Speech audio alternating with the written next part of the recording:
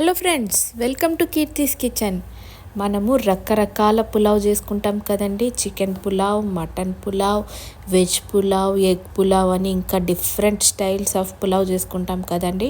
ఈరోజు నేను ఇక్కడ పన్నీర్ తోటి ఒక సింపుల్గా చేసుకునే, చాలా తక్కువ ఇంగ్రీడియంట్స్తో చేసుకునే ఒక మంచి టేస్టీ అయిన పులావ్ రెసిపీని ఎలా చేయాలో చూపిస్తాను.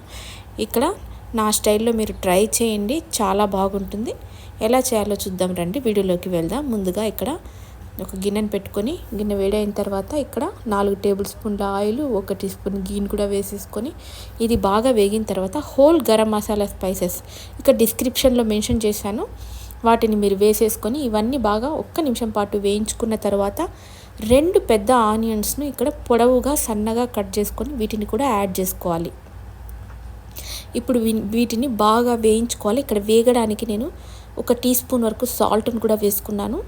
వేసుకొని అలా తిప్పుకుంటూ ఒక 3 నిమిషాల వరకు మనము ఆనియన్స్ పింక్ కలర్లో వచ్చే వరకు వేపుకోవాలి. ఇప్పుడు చూస్తున్నారు కదా, పింకిష్ కలర్లోకి చేంజ్ అయింది.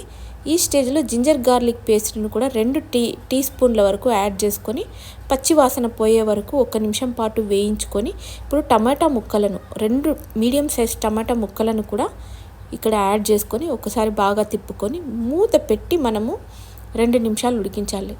సో మూత పెట్టి ఉడికించే ముందు మనము ఇక్కడ పసుపు పొడి, చిల్లీ పౌడర్ని కూడా ఆయిల్లోనే యాడ్ చేస్తున్నాం, ఎందుకంటే ఆయిల్ ఉంది కదండి. ఇప్పుడు ఇలా ఆయిల్లో యాడ్ చేయడం వల్ల బిర్యానీకి మంచి రంగు వస్తుంది. సో ఇక్కడ యాడ్ చేసిన తర్వాత మూత పెట్టి ఒక 3 నిమిషాలు టమాటాలు మెత్తగా మగ్గించుకోవాలి.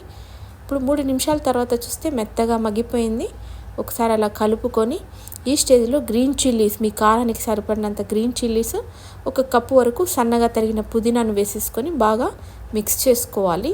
ఇక్కడ నేను కొత్తిమీర వేయడం లేదు, మీకు కావాలంటే కొత్తిమీర యాడ్ చేసుకోవచ్చు. సో ఇప్పుడు బిర్యానీ మసాలాలు, నేను ఇక్కడ బిర్యానీ మసాలా నా దగ్గర స్టోర్ బాట్ ఉందండి, అది వేసుకున్నాను.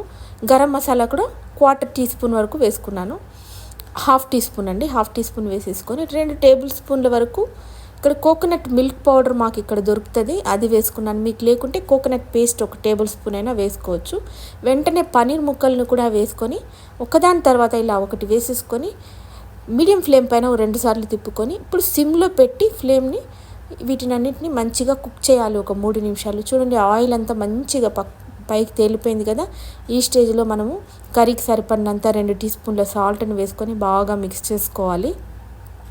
చూడండి, ఇది బాగా మిక్స్ అయిన తర్వాత ఇప్పుడు మనము వాటర్ని వేసేసుకోవాలి. ఇక్కడ హాట్ వాటర్ డైరెక్ట్గా నేను వేస్తున్నాను. ముందుగా వాటర్ని మరిగించుకొని 2 కప్పుల బియ్యానికి 4 కప్పుల నీళ్ళను వేసుకుంటున్నాను, అంటే 1:1 రేషియో.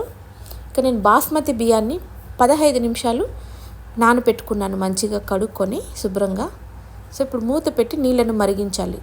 చూడండి, మూత పెట్టి ఒక 10 నిమిషాలు మరిగిస్తే ఈ విధంగా ఎసురంతా మంచిగా కాగిపోయింది, పన్నీర్ అంతా బాగా ఉడికిపోయింది. ఈ స్టేజ్లో మనము నీళ్ళు ఏం లేకుండా బాస్మతి రైస్ని వేసేసుకోవాలి. నీళ్ళన్నీ స్ట్రెయిన్ చేసేసుకొని బాస్మతి రైస్ని జెంటిల్గా హ్యాండిల్ చేయాలండి, ఎందుకంటే అది విరిగిపోయే అవకాశం ఉంటుంది. సో వేసేసుకొని ఒక్కసారి కలుపుకొని ఈ స్టేజ్లో మీరు సాల్ట్ ఖచ్చితంగా చెక్ చేసుకోవాలి. బియ్యం వేసిన తర్వాత మనకి సాల్ట్ ఒకసారి తగ్గే అవకాశం ఉంది, చెక్ చేసుకొని దమ్ పెట్టుకుంటే అంతేనండి, ఎంతో టేస్టీ అయిన పన్నీర్ పులావ్ రెడీ అయిపోతుంది. ఇది సింపుల్గా ఒక ఆనియన్ రైతాతో పెడితే చాలండి, చాలా బాగుందని ఫ్యామిలీ అందరూ మిమ్మల్ని మెచ్చుకుంటారు.